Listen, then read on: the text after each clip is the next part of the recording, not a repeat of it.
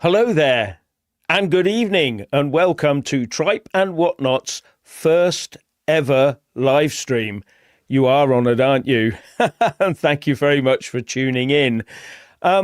Today what we want to talk about is Nigel Farage's U-turn. 1 minute he's all for going in and helping the Americans and Donald Trump in his waging of his limited military action or whatever he wants to call it against Iran. And now he seems to be saying something else. And we're wondering if it is Rupert Lowe is having an influence on him because Rupert Lowe is dead against doing anything external of this nature. And suddenly Nigel is beginning to change his tune. What is going on? What do you reckon, Richard? Jeff, and welcome, ladies and gentlemen, to our first ever live show on Tripe and Whatnot. It's a bit of an experiment there, and just giving it a go. Anyway, what do I think? Absolutely. To be honest with you, Jeff, this is something we have been predicting, as per usual, for a very long time, that the influence of the other parties, like Restore and Advance, would start to put pressure on Reform itself and onto Nigel Farage, because for so long, Reform have, I suppose, they've had, carte blanche on the monopoly, really, of the alternative right. We'll call it the alternative right. Not even that I actually consider Reform to be particularly right-wing, but there we go. But now that you've got Advance and Restore coming out with their own sort of policies and their own thoughts, all of a sudden things are changing, and particularly because Rupert Lowe is posting a heck of a lot on X, and of obviously policies or ideas that are very popular with a lot of people who sit on the right. You and I, Jeff, we had this discussion earlier on where we said that if you actually take a look at Rupert Lowe's feed, most of what he says, most, not all, appeals to almost everybody who is right-minded and right-thinking. That is very much the case. I personally think funnily enough, this is the one thing which I find is very strange, though, is that the one thing that he really has changed his tune on being regarding the Iran war. And I mean, what did Farage say? That before we get involved in foreign wars, we should be able to defend our own air bases first, like in Cyprus. Now, the thing is that's actually this whole thing is quite strange, because Rupert Lowe's position has been quite, well, let's just say it's received mixed blessings on the right. Yeah. There's probably, if anything, I would say more people have disagreed on Rupert's X page and X feed and Facebook page with his position on the Iran war than have agreed with him. And yet this seems to be something that Farage is adopting as well. At the end of the day, though, you have to look at the situation very carefully, because we may see some kickback from the public over the Iran war, regardless of the fact that, yes, Iran is a very dangerous state. The Iranian people, believe me, the Iranian people have wanted military intervention for quite some time. However, when you stop when the oil stops flowing through the Gulf, you'll start to see things going up at the petrol pumps, prices going up. You'll start to see your own domestic fuel bills going up. You'll start to see the price of everything going up. And so you can't be seen to be overly praising a war with Iran when this starts to hurt you domestically at home. So, I mean, there's a lot of sort of toing and froing. I was waiting for this, to be honest with you, Jeff. I was waiting for people to start changing their tunes regarding the war with Iran as soon as things started biting people in the pockets. That's my thoughts on the matter. What do you say, Mr. Taylor? Well, it is a U-turn. It's quite a momentous U-turn, actually, because Donald Trump supporting Nigel Farage suddenly coming out and going, whoa, whoa, whoa. And it's, according to the FT, and I'm just reading it here, it's due to growing evidence that the British public opposes the US-Israeli offensive that has driven up the price of fuel. Now, let's be mercenary about this. Is this about people dying, or is it about, oh my God, I'm not going to be able to afford to drive to work, let alone feed my children anymore? I mean, last week, Farage said that the gloves needed to come off and that the UK should do all we can to support the American operation. I make that perfectly clear. That's what he said. And he said also that we need to accept that we are part of this with the Americans and the Israelis. And he actually called Keir Starmer's decision not to back the US from the start as frankly pathetic. So that's what he said. But he's now said, I, as leader, am saying to you, if we can't defend Cyprus, let's not get ourselves involved in another foreign war. Now, yeah, that's a lot of this is down to the fact that we can't defend ourselves. I did a video on our main channel earlier on this. We have given away all autonomy over our defence and we have nothing to defend ourselves with. The HMS Dragon has only just sailed from Portsmouth to get to the Mediterranean in support of the Cyprus air bases we have there. So it's taken that long. And the French are able to mobilise much more quickly. In fact, the Greeks mobilised much more quickly than we did. It's frankly pathetic. So there is a lot of thought saying that we shouldn't get involved because we've got no defence forces. But that's a good excuse, isn't it? Oh, we've got nothing, so therefore we don't fight. We'll let everyone else fight our battles for us. And is Iran our battle? I would personally say, with the way that the Mahdism operates and the Twelvers, which is the underlying theocratic beliefs of the Islamic Revolutionary Guard Corps hierarchy, mostly, they want a nuclear weapon to destroy Israel so they can get the 12th Imam, the Mahdi, out of stasis, would you believe, into the real world to lead them to victory and a worldwide Islamic caliphate of peace. They believe this. It doesn't matter whether you believe it, they do. And they want to drop a nuclear weapon because of that. Is that our battle if it falls on Israel? You could argue nothing to do with us. But the trouble is that we are called one of the Satans. We are a target as well for Iran. So if we let them build the nuclear weapons, it may well come back and bite us in the bum anyway. And the only way to stop them doing it is to hit them hard in the bases where the rocket launchers and the nuclear weapons are. And you can't do that by paying reparations and soft power and all the rest of it, and virtue signalling. You will not virtue signal your way out of that one, I assure you. Anyway, that's just my view. Also, when you've got politicos saying Farage fumbles as Iran war becomes cost of living issue, and this is the thing, this is what I think is really happening. He did a petrol stunt today, didn't he? Lowering the cost of petrol, was it, Richard, to diesel to I can't remember how much, in a forecourt. And suddenly we've got this war going on that's going to lift fuel prices through the roof. It's going to lift them through the roof. If it goes on for any length of time, we will all be paying. So suddenly it becomes a cost of living issue.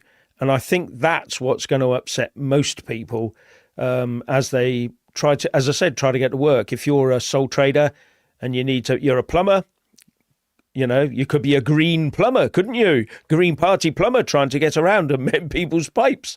How can you afford to do that? You know, and it's going to get really quite nasty if that happens.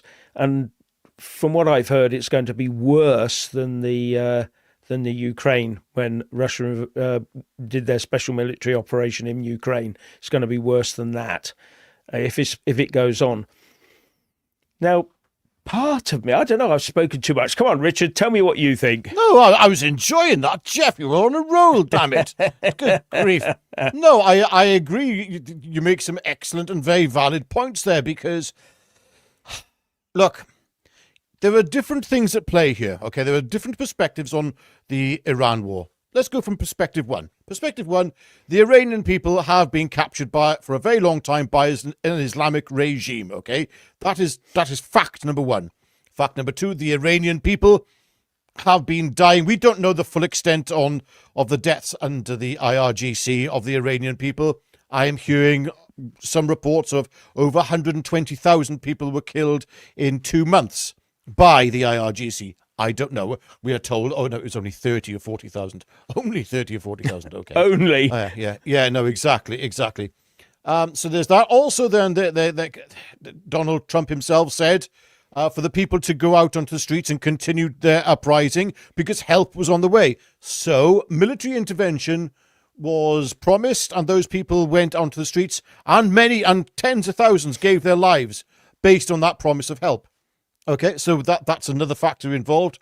Now, but then also, there is the reality of, what about Britain's military intervention in Iran? And I'm sorry, as you have been tirelessly, actually, Jeff, mentioning for a very long time, Britain's armed forces are in no position to fight any conflict. You know, I don't think we could police Glastonbury, our armed forces, to be honest with you, let alone go into another country. I mean, that's the state of play. I mean, here's another thing. Maybe one of the reasons we can't stop the boats with our Royal Navy in the Channel is that a couple of dinghies would actually take on the Royal Navy right now. That's the way it's looking.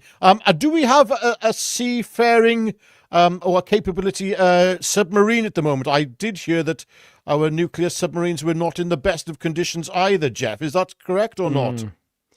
That is what I'm hearing. We've got one at sea, apart from the nuclear deterrent. That is always at sea, the continuous at sea deterrence operation, relentless.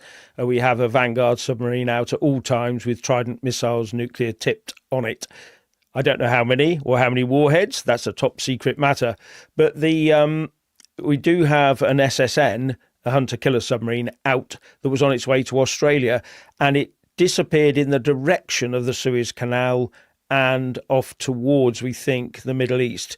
But it may well be on its way to Australia now. The whole problem is that once a submarine's at sea, every lip goes zit. You won't know where it is until it pops up and we publicly make it known. So, we don't know where that one is. Oh, I just want to say thank you very much to Two Claws. Thank you very much for your super sticker. Thank you very much indeed. Thank you. Much appreciated. Yes. Thank you. That's the first one. The first one on the channel. I know. The first live stream. That is the first. Thank you very much. That's historical. Yeah. Thank you. Thank you very much. Yeah. So now it's quite funny actually. There's been a lot of talk in some of the press about there's a small island just inside the Gulf where there's a lot of all the infrastructure for fueling up and oiling up ships and all the rest of it. And that if Trump is able to take control of that island, he may be able to control all the oil and gas that goes through the Gulf. There is that idea. But I think he would have a big task on his hands trying to stop it being attacked by what's left of the IRGC. They'll do everything they can to try and stop that. Now, another interesting thing that some people have missed is that Donald Trump sent out a Truth Social thing talking about the Chinese should be happy with what we're doing. And I thought, why would he say that? And, sort of raise my eyebrows a bit. But it turns out that China actually has about 70% of its oil and gas imported, which is quite a lot. And some of it does come through the Gulf. Now, whether or not Trump was saying, we've got control of that now. So any idea you've got over Taiwan, I don't know. Having looked more deeply into it, the Chinese aren't stupid, I'll tell you that. They've diversified their input of LNG, liquefied natural gas and oil from places like Russia. So they're still importing from all over the place. It's funny, they've got lots more energy security than we have. They make loads of their own, and they import a lot. And actually, during 2025, I don't know why, but for some reason, the Chinese imported massive amounts of oil and stockpiled it. Yeah, which, so they could go on for quite a while without being worried too much, whereas places like Japan will be hit harder, and so will we, because, we've got no coal, no gas, no oil of our own, so we're at the mercy of everybody else, aren't we? Yeah, silly, isn't it? But there you go. What do you reckon, Richard? Yeah, so there was a comment earlier which really did catch my eye, and it's from 15th GA 15 GA 87. Don't blame Trump on your government's lousy net zero energy policies. Your high energy costs are the result of your woke politicians. Oil prices have dropped to $77 per gallon. Yes, it's quite interesting how the oil prices have gone back down. I don't know how much of that is to do with the reassurance. First of all, well, two things happened in a very short period of time. First of all, you had Trump saying that this war is practically finished, and secondly, you had Emmanuel Macron saying that he was going to send the French Navy in to guard the Hormuz, I think, the shipping lanes there. And you think, oh, okay, so the oil will flow. Very interesting. And also, I do have to say, though, I totally agree. I'm not blaming, neither of us are blaming Trump here on anything, to be honest with you. Blame for our situation and our vulnerability to the ebbs and flows of oil and gas and energy, that lies squarely at the feet of our Conservative and Labour governments previously, and these ludicrous net zero policies that both political parties were following, have been following, and also when you look back as well, so looking forward, I should say, Zach Polanski's Green Party will be doing exactly the same thing.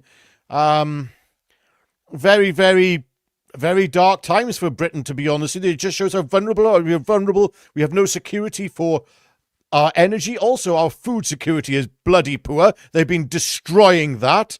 And no, we don't even have armed forces to protect us, to protect our own bases in Cyprus. I mean, what's going on? The French have said, the French have come in and said, oh, it's okay, we'll look after you. We'll guard your bases in Cyprus. They're like, oh, so the French Navy is the French are coming to the rescue of Britain. I remember this thing called Trafalgar. Do you?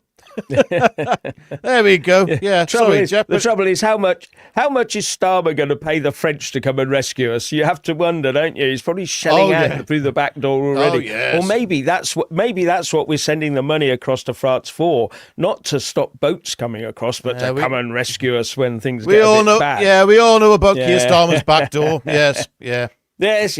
Actually, that's quite an interesting. That court case is coming up next month. I think which court case would that be, Jeff? Which court case would that be? I don't know. It's something to do with young men and young Ukraine or something. I'm not quite sure. Oh, okay. Yeah. That one's coming up. That one's coming up in April. Yes. So we could well see some interesting stuff. And even if he does last that, because the court case might go on, once those local elections are done in May, which we all know Labour is going to run away and take all the seats, don't we? Labour's going to win. Yeah, they're going to be trash. What's he going to do then? Turn round to his party and say, oh, give me another year, the next ones will be better. Yeah, so I'm just reading through the comments. I'm seeing that, it's quite interesting. We see quite a few reform supporting comments and quite a few restore supporting comments. Yeah. And it's very evenly split, as I've noticed on social media. To be honest with you, I've seen a lot more pushback recently from reform supporters, but the venom is also coming straight from restore supporters, or should I say righteous anger much of the time. There's a lot to be honest with you, Jeff and myself, we have both agreed that we will no longer be backing any political parties, because the political party that unifies the right, that actually does unify the right, and is capable of taking on this impending doom we have coming our way of a coalition between the Greens and well, I suppose it's just a coalition of the left, really, and Islamists. Any political party on the right that can take on that will get our full support. At the moment, we're looking at the situation and we're seeing nobody unifying. The Gaunton and Denton by-election proved that there is no single political party at the moment unifying. Reform couldn't do it. They didn't do it there. Then again, granted, it was a safe, not Labour seat, but a safe left-wing seat. Yeah. How will that translate, though, into the rest of the country, we don't know at this moment in time. We don't know. We are seeing polls saying some very different things. We are seeing polls saying that Restore currently, even though it's classified in many polls as other, is currently polling at 7%. Some people saying as high as 11%. I saw a poll today, I have to say, that put them on 2%, actually named. I don't know. Look, polls are all over the place. We don't know what is what right now. All I do know is that we better hope that somebody unifies the right. And for now, we will remain highly critical of all political parties. Reform, Restore, Advance, the Tories, anyone on the right, everyone. Look, whoever sorts this country out. And I think it's not our job, to be honest with you, to promote any single political party. We've tried that once or twice, Jeff, but to be honest with you, until we find that unifying force, it is better for us to remain neutral. You guys, please go ahead and show your support for whoever you are voting for. Some people say I'm voting for Restore. Yeah, one or two for Reform. So is this channel created to jump ship? So now to care. Is this to jump ship? So I've lost that one. Where's it gone? No, I put it up on the main screen. To Restore from Reform seems strange to me. No, it's not at all. It's not at all. It's about political accountability for all political parties. That is the way we are moving forward, both on this channel and on the Jeff Taylor channel. Look, I remember quite a few years ago when things were looking so bad under the Tories. I remember wishing that Nigel Farage would come and save the day. Yeah, that didn't work out exactly very well at the time. However, he has come back into the fray, and there's a lot I could say on that, actually. And then, of course, you have Restore with some of the fantastic policies or ideas that are coming out from Rupert Lowe. Absolutely brilliant stuff. I have a few other issues with Restore at the moment. I really do. But some of the ideas and policies that have been proposed are great. Some things are not so great. Advance. I saw the beginnings of a fantastic party structure. And to be honest with you, I heard a lot of sense coming from Advance as well. Things seem to have fallen apart there too. In fact, I'm just not seeing anyone. Look, here's the thing. It is the person, and by the way, my blue pen is over there. My wife bought me a Welsh. There you go. It's a Welsh flag pen. Oh dear. Yeah. Well, all right. Okay. Whatever. But until we see the party that comes forward and is capable of winning the next general election or showing promise to unify the entire bloc of the right, it's going to be a very difficult push for the next few years. Look, it's like this. I see some of the things that Restore are saying, and I think, okay. Brilliant. Is that going to pull people across from Reform? Because a lot of people who have joined Reform, believe it or not, are former Labour voters. You know, they're eating into the red wall. So to win many seats, the party, I'm not saying which party, but whoever it is, they have to somehow be right-wing without compromising, yet being able to attract people from the centre. It's a very complex situation. And I heard a political commentator the other day say, yes, but we've had enough of the centre ground. The centre ground is, what got us into this position in the first place. Yes, I agree. The Overton window has shifted, though, to the right. So there's so much in this, Jeff. It's such a vast and complex situation. And I hope you all sort of can understand, because we've taken quite a bit of criticism because we can't please everyone with political dissection. Yeah. You can't do it. You can't do it. You can't do it when you're trying to find a way to unite the United Kingdom and try to get the best possible political outcome for the right of this country and for the people of this country. But you're never going to please everyone. And I think, just bear with us. We are trying to make sense of this. Too many people are jumping on bandwagons, Jeff, as we have noticed, and they are following more extreme versions of events that I'm thinking, okay, I get where you're coming from. It will render you unelectable, but I get where you're coming from. There we go. Yeah, Jeff. at the end of the day, what we've got is a situation where we have been led down the left-wing garden path for so long, down the woke path, and we've been berated, we've been cancelled, we've been hammered by legal proceedings, by prison, and all, not us personally, but some people by prison and all the rest of it, threats of this, threats of that. You must comply with our woke agenda. And we've had it. And the danger was always that we were going to overcompensate. And I see that in certain areas. Now, the one thing is that I will say that Rupert Lowe's written policies on X are very, very good. And the way he brings them out, puts them forward and explains things in simple, basic terms is very, very good. That's why he's doing well. But I do have an issue with one or two people who have been attracted to his ideas, and they seem to be pushing them in a direction that I'm not sure he wants to take. But I just wish he'd clarify that. But that's as far as I'm going on that one. Anyway, I just want to say thank you very much to Anglo-Saxon 6538. Thank you very much. Been following you for years, Jeff. You're doing good work, both of you.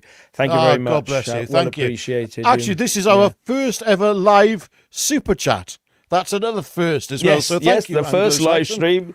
That is our first live stream on this channel. Super chat on this channel. Absolutely. Yes, it's a difficult situation because at the end of the day, we are trying to be critical of political parties. We are trying to be critical and also warn political parties, which we got slated for, incidentally, of potential hazard. Because when you are a political party, you've got to realize that, other people with other ideas will want to control your political party. We've seen that in all political parties. Especially, I can't think of a better example, actually, than the Labour Party. I mean, good grief. Or even look at the Green Party. Sorry, the Green Party, right now. It's absolutely amazing. Yes. You have a gay Jewish chap leading the party, and you have in many respects, Islamic bloc vote taking place within that party. And you're going, okay, people have agendas, ladies and gentlemen. And this is what we need to be aware of at all times with political parties. Yeah, and just remember that at the moment, the Green Party, there is a faction within the Green Party who want to bring in some very sort of very Islamic favoured type moves in there, about Gaza and about Palestine, that sort of thing. And they are actively trying to get the Islamic voters in to get that passed. They're not talking about green policies anymore. This is now all about Islam and Gaza. That's what this is about now.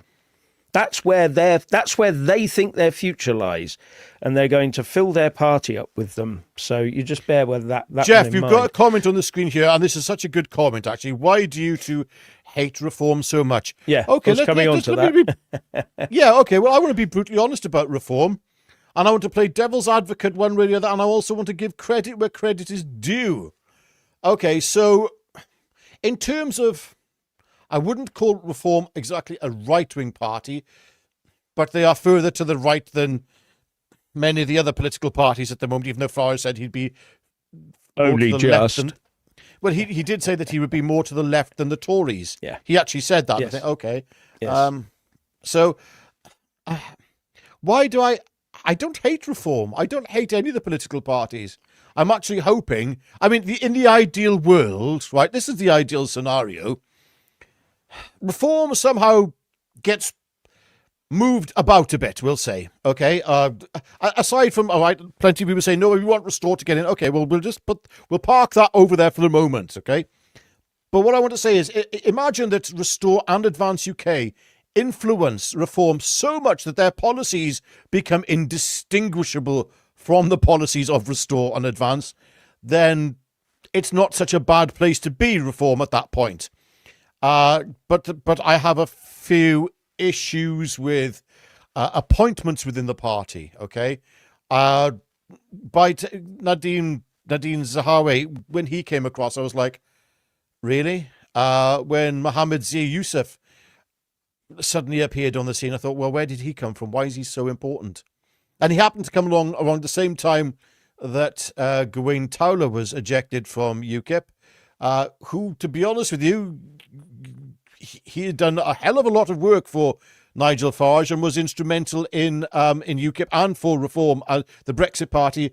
You know, you can't underplay his impact on trying to change this country, and then all of a sudden he was gone when Zia Youssef came in. I thought that's an interesting ejection there, and things started changing, I would say, philosophically within that party very quickly. Very quickly. And all of a sudden, some of the things that Farage was saying previously, he was not saying anymore. And then again, of course, there was when Farage said, we don't want anything to do with that lot, regarding the people who were involved in the Unite the Kingdom movement, or at least wanting to unite the kingdom to stand up. You know, people who want to actually stand up against what was happening in this country and is happening in this country. Sorry.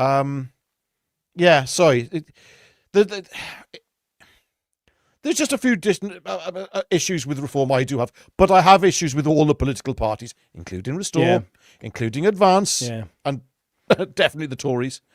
Yeah, there we go. You know, let's give Farage his due. He was the one who first started pointing out the boat arrivals, wasn't he?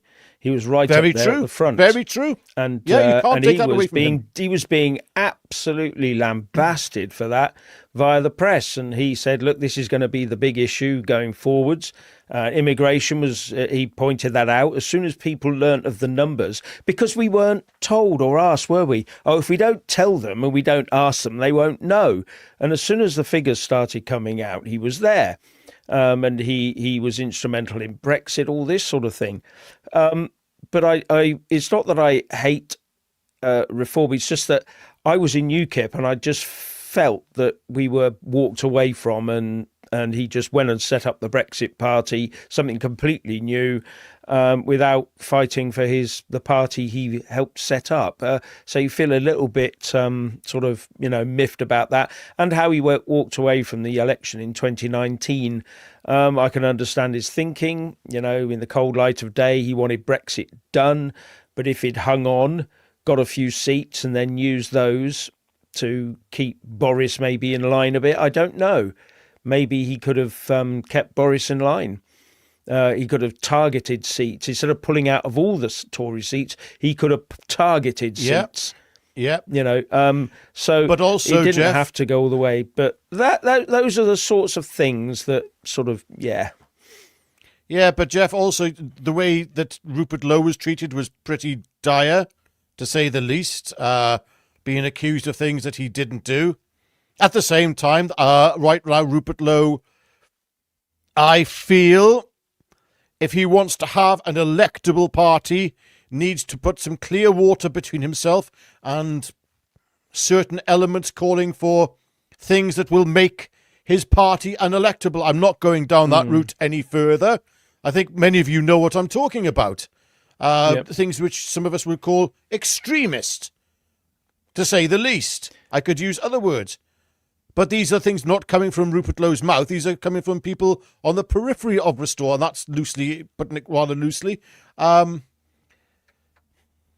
are issues, and this is why people like Jeff and myself are trying to highlight these issues and say, look, sort this bloody mess out. If you want to be electable, there's a lot of people who... there might be a lot of people who are further on the right who are absolutely getting mobilised, people who had never voted before, and say, look, we can vote for this man. Yes, absolutely. Is that enough to win you enough seats to win a general election and get a majority and keep out a coalition of the left? I don't think so. You need to be broader than that. And not just broader, there needs to be some moral gauges in place. So Restore have a few issues. All of the political parties have a few issues, and we're going to continue to highlight it, highlight these issues, to be honest with you. Yeah. So I just want to go back to, thank you, Anglo-Saxon, again. Thank you. I'm behind Rupert, lads. What are your thoughts? I like Rupert's ideas, as I've said. I like Rupert's ideas, yes. They seem to go as far as I want them to go. I don't want to go any further than that. But it's, as I said, it's just a few people have said have hinted that it's going to go further than that, and I don't want it to. It's a difficult one for me. We've tried to talk about this, but all we get is flack. We want answers, we want definitions, we want definitive answers that lays it out, and all we get is, believe it or not, you're a Zionist for asking the question. What? So we have to be a bit careful. Yeah. It's getting as bad as when the left were telling us, you are wrong and you must be cancelled by everybody unless you totally agree with us. And I'm getting that now from people on what I would term as the far right. And we need to be very, very careful about those people. They lead us down a very dark path. No, absolutely, Jeff. Yeah. Civil Defence UK, thank you very much. Gents, have a nice cup of tea on me. I will. Thank you, or a cup of beer, UK. whatever. Yeah, thanks very much. Thank you. Yeah, one of the things I've noticed is that actually within Restore, I can't remember, is it Ola, her name is? The lady who was from the Pink Ladies. Jeff? Sorry. Yeah, sorry, I'm just reading the comment. Yeah. Yeah, Ola from the Pink Ladies. Minihane, yes. Yeah. That's right, yes. She has received a lot of flack from people who claim to be Restore supporters who are further on the right and, questioning whether her appointment. And I'm thinking, this is what we were warning people about. Yeah. This is exactly what we were warning people about, because she's a fantastic asset, I believe, to Restore. And, at the end of the day, otherwise it's going to start having really bad optics. I mean, she tones down a lot of the bad optics that have taken over. And as for... so I saw one of the comments I saw earlier. What's this about Farage caving into Rupert Lowe, which is the premise and the headline of this video. Okay, so and we're talking about his rhetoric. His rhetoric has changed to match a lot of what Rupert Lowe has been saying. I haven't seen Farage being totally critical either of Rupert Lowe's position either regarding the Iran war. And we have seen time and time again the mirroring of Restore and Advance, has to be said, and Advance policies by Reform, which is, it's like, well, for goodness sake, that's exactly what we said would happen, that there would be pressure placed on Reform by Restore and Advance. There we go. A lot of people giving a lot of love to Restore. I did see somebody as well mention Nick Tanconi. Again, I've spoken to Nick on a few occasions, and he has showed a lot of maturity recently in his approach to things. He's not everyone's cup of tea, but when it comes to discussing and understanding the dynamics of, I should say, the severity of the situation we find ourselves in at the moment. I think Nick Tanconi is one of the finest, because he's absolutely correct. We can all be looking at various people and saying, oh, look, they're giving fantastic ideas, fantastic, wonderful, well done. Yes, okay. Are you going to unify the right and beat what we've got coming? Because this next general election has got to be sound. And there's plenty of people, I don't know, in the comments here now, but to be honest with you, what I will say is, how can I put this? Actually, I'm going to leave that one for now. I'm going to leave that. Jeff, over to you. Yeah. I'll come back to that later. Sorry. Yes. Over to you, mate. Andrew Watkinson says, Andrew Atkinson, sorry, I stand with Lowe. I don't care what you lot call me, simply because for a decade I've been called the same by the left, far left. And what are you both doing, Jeff? You've been doing the same. We're asking questions. It's all very well said. Yes. Are we saying, I mean, I'll be blunt. There are people on the far right who don't want anyone except white people in England. They say specifically England. And I'm just sort of thinking, is that policy of any party out there? Is that the policy of any party out there? Is that the policy of the people watching this video right now? Do you want to see everybody go except what they would term as ethnically English out of England? Everybody. And whoa, no. 100% ethnically English. And that, incidentally, is a very, very strange Yeah, concept. I'm not going down that one. I don't Yeah, want to go I know, down that route, Richard. All I'm I know. asking Yeah, is, yeah.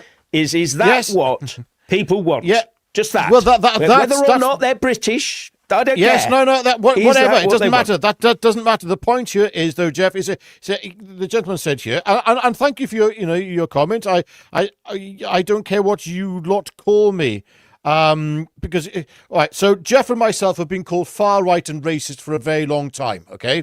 All right, that's fact. Okay, but now we've been called everything else. Other than that, we've been called Zionist chills, etc. And we've gone from the far right to Zionist chills in a very short period of time. To be honest with you, I understand your frustration, because there are people. Look, I was saying about 2 years ago, right, when I was being called far right, I say, look, I'm not far right. Most of the people being called far right are not far right. But one day, you might start to see some people who look very distinctly like the far right. And by that time, the words racist and far right will have no meaning. They will have been overused. It's like today you get called Zionist, okay, with the same way that we were called racist. These words have been diluted in their meaning, and they're thrown around with great abandon. But at the same time, there are some very strange things taking place on what I would call the right. I don't even know if they're right wing. I mean, you could hear it. These people. Okay, so here it is. I just go into it quickly. Some people who identify, incidentally, as ethno-nats. Okay, they call themselves ethno-nats, right? They call themselves nativists and ethno-nats. These people are calling for people who are not 100% or close to 100% genetically pure white Anglo-Saxon should be kicked out of Britain. And I'm like, what does that sound like to me? That sounds like something that I've heard before. Oh, I can't think what the name would be. There we go. I'll just leave that to your imagination. It's not something that, you know. I mean, yeah. And sorry, Jeff, Anglo-Saxon here. Sorry, thank you for your super chat. If millions needs to go, Rupert Lowe, I'm fine with that. Yeah, absolutely. I still think that millions of people probably do need to leave this country. There's a lot of people who hate this country with a passion. They hate it. They have no intention of assimilating. They've come here illegally. They've come here legally through very dubious criteria of what it takes to enter this country. I think we do have a very big demographic problem in the United Kingdom. Now then, who? That's the important question. Is this literally just rounding people up after some severe racial profiling? I mean, and this does start to sound like, show me the papers. This does start to sound authoritarian when you can't, when these things have not been answered, these things have not been qualified and quantified. This is what Restore need to say. Look, you say millions need to go, right, okay, I agree. But who? Just who? Who? What? There needs to be some meat put up on the bones, because otherwise you're going to start, even though you might believe it, I might believe it. I can tell you something. Middle England will not be voting for that. The Red Wall will not be voting for that. A lot of it won't. Don't get me wrong. There's a lot of people angry on the Red Wall. This is about realism. Okay, it's not about how you think about things, how I think about things. It's about the reality of the situation. And there's some dangerous talk going on at the moment. There we go, Jeff. Yeah, I'm looking at the comments, and some people are saying everybody must sort of go, and some people are saying, "Oh, that's not what's happening," or someone's saying that anyone of non-European must go. You see, this is the problem. Where do we stand on this? Where can the right come together on this, and without alienating everybody? So. This is sort of near where I am. Nope, I just want the hotels emptied and illegals deported, boats stopped and the minorities out of government. They are egotistical, their goals not national. That's the sort of thing. It's not, I just don't, everyone's saying, oh, England for the English. What does that actually mean? What does that define? Someone earlier on said you wanted me to define something. I'm asking for the definitions. I'm the one wanting the answers. I'm not here to give other people, the political parties, the answers. and the people making these claims, they are the ones that have to come forward and say, actually, I want X, Y, and Z to happen. Just say it. Don't hide behind it. Say it. That's all we're asking. It's fairly simple. Anyway, well, Jeff, it's more than that. It's more than that, actually. I have noticed a few people who I would say who are calling for anyone who is slightly not white Anglo-Saxon. No, actually, it's quite specific. It's not just the English. There are people out there who say they have to be quite specifically, sorry, not just white, but they have to be English, white Anglo-Saxon to remain. There are people out there putting this forward, and they want clarification from Rupert Lowe. They are demanding that he comes out and says that it is a full-on ethno-nat, purist political party.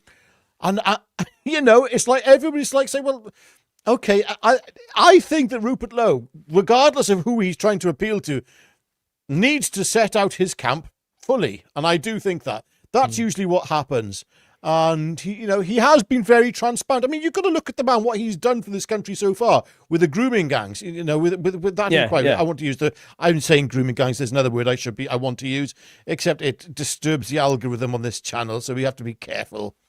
Yes, we've been fallen foul of that a few times. So, you know what I'm talking about, for goodness sake. So the problem here is that there's a lot of people requiring clarification.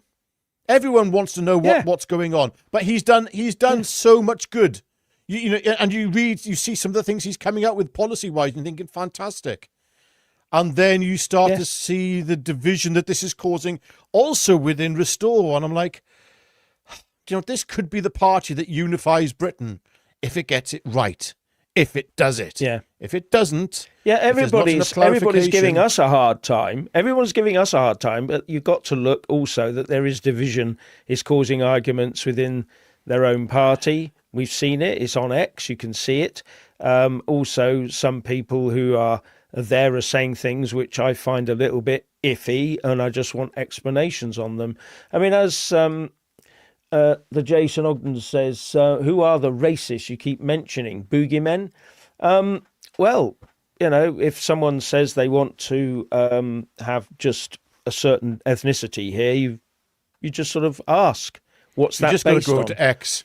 Yeah, the X is just full of... I'm not going to... I've already done a video on my own channel for one of the people who's in particularly involved in this, and I pray for him. I pray for people who want... I pray for these people because they're going down a dark path, many of them, and it's not quite. You wonder if they actually know what they're doing and saying, because what they're doing and saying could be very self-damaging to themselves. We'll just say that. I'm not going down that route fully today on this channel. And John Dingle, thank you very much. Hi all. Speaking as Anglo-Irish, by the time all the filters have been satisfied and fault kicked out, the English will be wiped out by its own policy. And that is one of the things that people don't realise. It's the English are actually quite latecomers. And they might find themselves... I mean, Anglo-Saxon 6538. No, Anglo-Saxon 6538. Anglo-Saxons are Germanic tribes. Yes, I mean the name. It's in the name. It's Anglo-Saxon. It's basically they came from Saxony, Lower Saxony, Jutland, Denmark. Germany, Denmark. That people who came across immigrants. There we go. Came across. Look, I'm part. What am I? 20%, I think, Anglo-Saxon myself. Oh, good.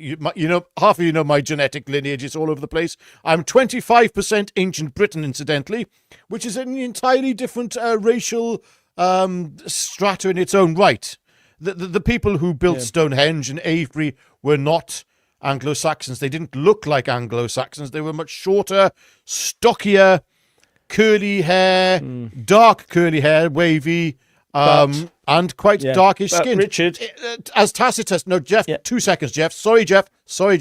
As Tacitus said, he described them as being very Iberian Peninsula looking, where the Silurians, who are the. So there we go. Look, this is one of the problems. Yeah. Look at the screen. Anglo-Saxon 6538 says, lads, my surname was first recorded in 11th century Essex. England belongs to me and our people. That is yes, right. Now, there you this go. this is the point. This is the point, though. Okay, so here's the thing, which is very interesting, is that so who defines when somebody should stay from that point in time? Who defines what is English specifically and what is British? I mean, for instance, you see, I have to play devil's advocate here, ladies and gentlemen, for fairness. Okay, you have to realise. Obviously, I have lived in Wales. I'm only 7% Welsh. I have the very strong accent, but I'm only 7% Welsh. Now, the Welsh ethnonats, okay, the Welsh ethnonats for a very long time have been saying, no, Britain is ours. Before the Anglo-Saxon invasions came in, I mean, everywhere was technically Wales, and it sort of was. But then again, even the Anglo-Saxons, when they came, obviously, I think it's on average about 40 to 50% DNA is still ancient Britain. It might be less than that, although there are pockets in England where it's down to 15 to 15% ancient Britain DNA. So these are things I've looked into. I mean, this is all good, you know, good fun and discussion, but the actual sort of blood and soil component that is spoken of a lot is a little more complicated. Whose blood, whose soil, what's your lineage, Anglo-Saxon? I mean, my goodness, the Anglo-Saxon heritage, I mean, it's fantastic. It is amazing. It is something we should be proud of in Britain, okay? And the English are an ethnicity, you know? So are the Welsh, separate, very different, mostly uninterrupted in North Wales and Gwynedd in particular by the influence of the Anglo-Saxons. It's a fantastic, fascinating subject, you know. But not all Europeans are genetically the same. Richard, people don't listen to that. I'm English. I live here. My great grandfather, my grandfather, there. But that's it. End of conversation. Don't know anymore. Yeah. Well, so, that's how far back you have to go before you get the vote and before you get to stand in Parliament. You know, so there's all this to go through. Absolutely. Oh, we discussed this at length, and I mean, this is it. I mean, the problem being that you have so many different versions of what it is to be English. Okay, so you've got the ethnonat. You're just English, Richard. You're just writing your English. And you live in England. That's it. End. Well, end of conversation, mate. Well, hang on. Apparently, you've got ethnonats, you've got civnats, and all these different concepts. I mean, so the civnats deny the existence of ethno-nationalism. So of the English being an ethnic race in their own right, have their own ethnicity. No, I don't think they do. No, Richard, that's not true. They say that the English English do exist, but they're made up now of more than just the white race because they've lived here for ages. They've now been part of it, and they're melding in. So no, we have all these different definitions. But the definition precludes the ethnicity having any weight to it. We shall say, okay, and that is the fact of the matter. Anyway, and the problem we've gone far further than we intended to. I know, but don't you, ladies and gentlemen, I bet you're loving this. And this is the thing, you see, you'll get this with Jeff Taylor and myself. You'll get on the Jeff Taylor channel, you'll get a Tripe and Whatnot. You get actual discussions about these things, you know. We can talk about them. It's all right. And so Anglo-Saxon, Joy, John Dingle, thank you, John. How are you there, John? Extremism will not win. It is self-defeating. I agree there, with a caveat. Extremism will win if the Overton window shifts far enough. If, hypothetically, we were to get a couple of repeat Southport incidents taking place, unfortunately, I think you would find extremism coming to the forefront. Would it then ultimately eat itself and be self-defeating? Probably, yes. I think you're probably right there. Anglo-Saxon, spot on, 10% worldwide minority. We've run the world for at least 400 years. Yes, that is so That is so spot on, actually. We can't underplay, again, what the British Empire has done. And I say the British Empire, you Anglo-Saxons, you full-blooded Anglo-Saxons, you're not getting the credit for all of this. There are the Welsh and the Scots as well, and I've got Scots blood in me too, as well as Irish. And but many of you know. Anglo-Saxon is, when you're talking about 10% worldwide minority, that's the entire white race of white all population. White races, about 10%. Totally. 8%, some people say, yes. Yes, but anyway, I still think that we've run the world and that's it. Come on, the sun never set on the British Empire. Damn it. Yeah. Yes, there you go. And John Dingle says extremism can't win; it consumes all who suffer it. Yes. Yeah, it's at the moment we are suffering from extremism on both sides, both left and right, and it's squashing in. And it's the Overton window, as far as I'm concerned, should be as wide as possible, not shift. It shouldn't shift onto little narrow areas. It should be wide, and we should be able to discuss all of it. But what happens is that as things move, as the Overton window moves, some things become, you can't discuss that, and that's what the Overton window is actually talking about. It's what you discuss.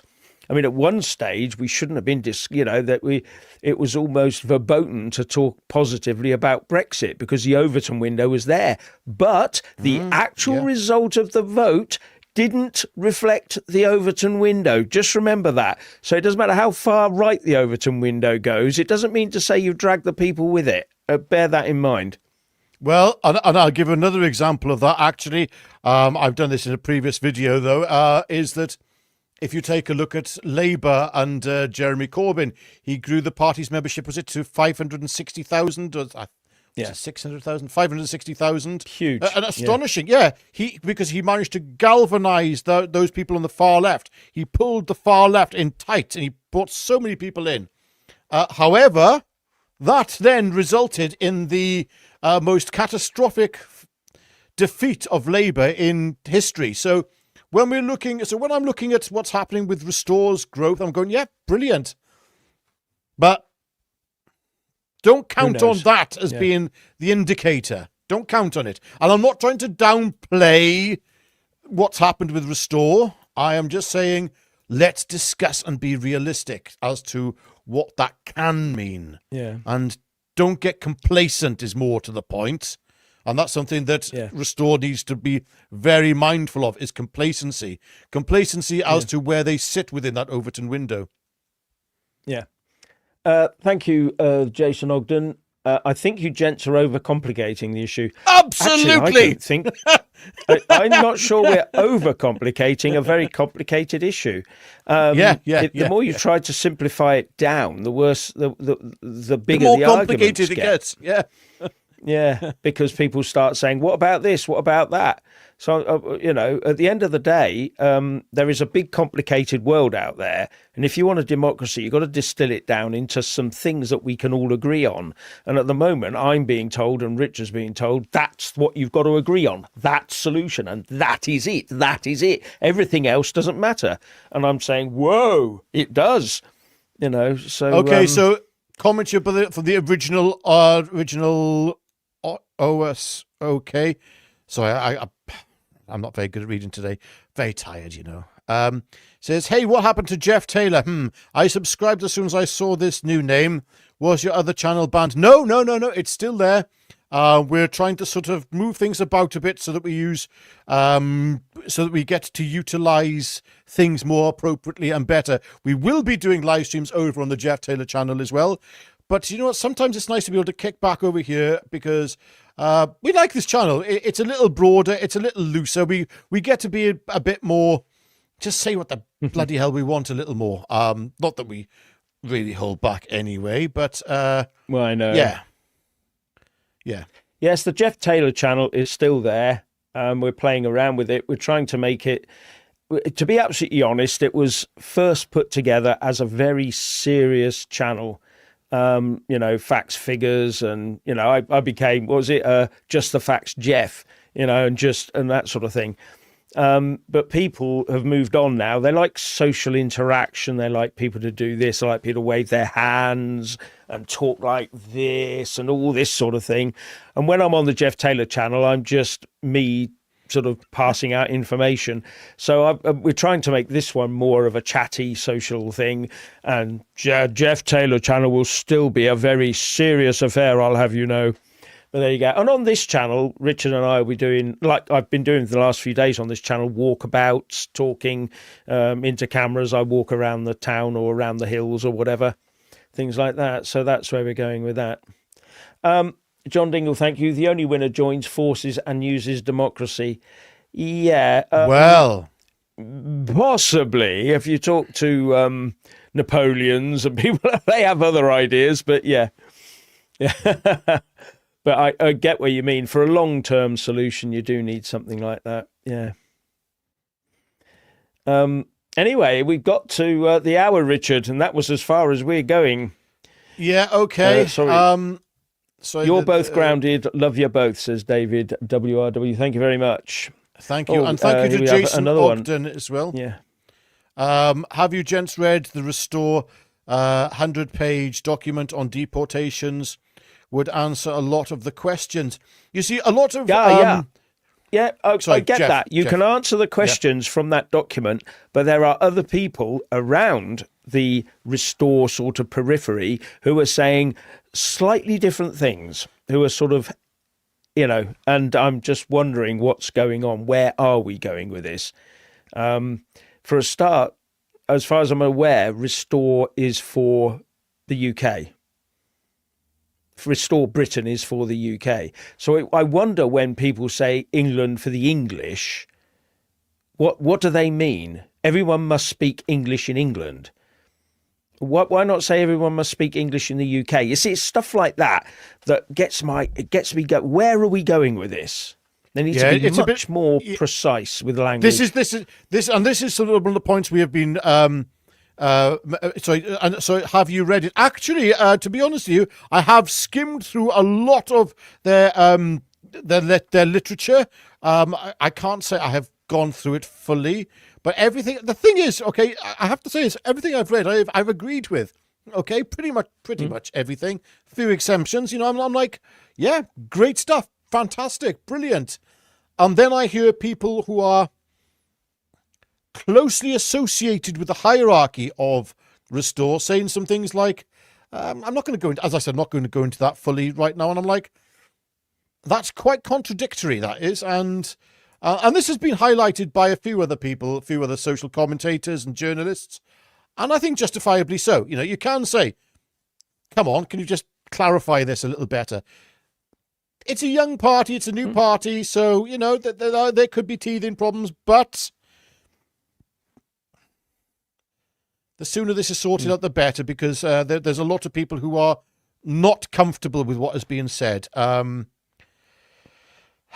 there's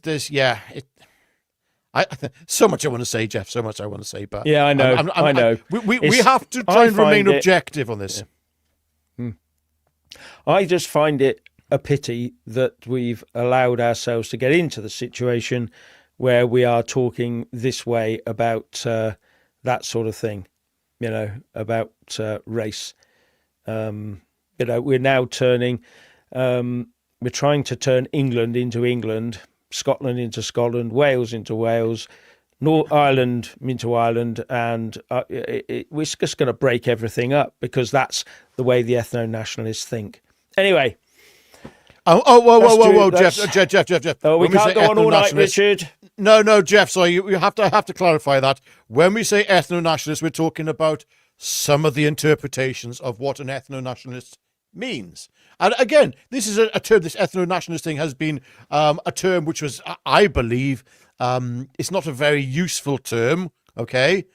However, and I wasn't very satisfied with it, however, it has been adopted by people who are claiming to be ethno-nationalists. They're saying, yes, that's what we believe. We are ethnats. Like, okay. So there's one group of people saying, don't call us ethnats. That's a derogatory term. And there's another lot of people saying, we're ethnats. I'm like, you're trying to make sense of this and thinking, no wonder this is splitting and fracturing. This is why we're asking for clarification. This is not an unreasonable thing. This is trying to save, potentially, a political party that could save Britain if it gets its act together. But I there's a lot of concerns there, which is why I'm not supporting Restore, Reform, Advance, any of them. I'm not doing any of it anymore. I have supported Advance. I have support, when they first came out, I looked at some of their policies, thought these are fantastic. These are bloody brilliant. This is amazing. And then, obviously, Restore then replicated many of the policies. I thought, well, good. They've got commonality. Maybe you should join together. Then they wouldn't join together. And I thought, I just had a guts full of this. Time is short. Why wouldn't they join together? Yeah, but we haven't got time for this, Jeff. We haven't got time for this. We all think the general election's going to be in 2029. Well, let's hope so right now, because if there's one in the next couple of months, nobody's going to be ready to take on this voting bloc of the left and Islamists. And this is the danger. Because when you look at Reform UK has about 24 to 30%, depending on the poll. And they're the highest. But if two other parties, the Greens and Labour, get together, it doesn't matter if Reform has the most seats. If the other two get together and have more seats, they take power. The King is the one who calls the leader of the biggest of those two parties in and said, please form a government. That's how it works. So we have to be very careful. That's why I'm worried about all this pulling to and fro and having certain people maybe being unelectable on one fringe and all the rest of it. So, anyway.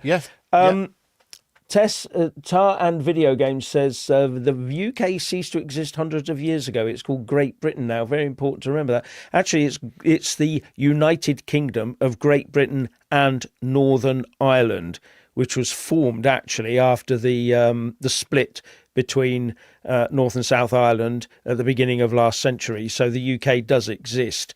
And that's the trouble. Half the time we're calling things Britain, we're calling things England, we're calling things the UK. It's actually the United Kingdom of Great Britain and Northern Ireland. They're still part of it, even though we've handed it over to the EU via the Northern Ireland Protocol, but that's another issue entirely. Yeah, and anyway. I got to say, I do think that as well in the United Kingdom, in Great Britain, that the English are in the worst position in terms of vulnerability to many things, economically, socially, and when you actually look at the demographic change and replacement that has taken place in the United Kingdom, the majority of it has been in England, and England's in a terrifying position. And this is why I can understand why people have moved towards extremist points of view.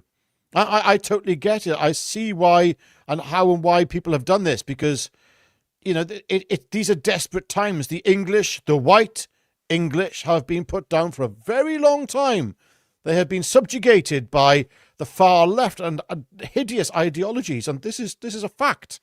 This is just a fact. So there we go. Anyway, Jeff, sorry, Anglo-Saxon, great stream, lads. Thank you, Anglo-Saxon. Yeah, thank you very much. And we'll finish on that note, Richard. We will. All right. Look. All right, okay, so to be honest with you, Jeff, I have to say, I've really enjoyed doing the live stream on this channel. Yeah. It's been a lot of fun, and thank you all for coming over, and it's been a good debate. We've had some great comments on here. And that's the way we want things to continue. We'll be doing them back on the Jeff Taylor channel, obviously, live streams. But I'm quite enjoying doing them over here as well. So if you lot will come back, that'd be great.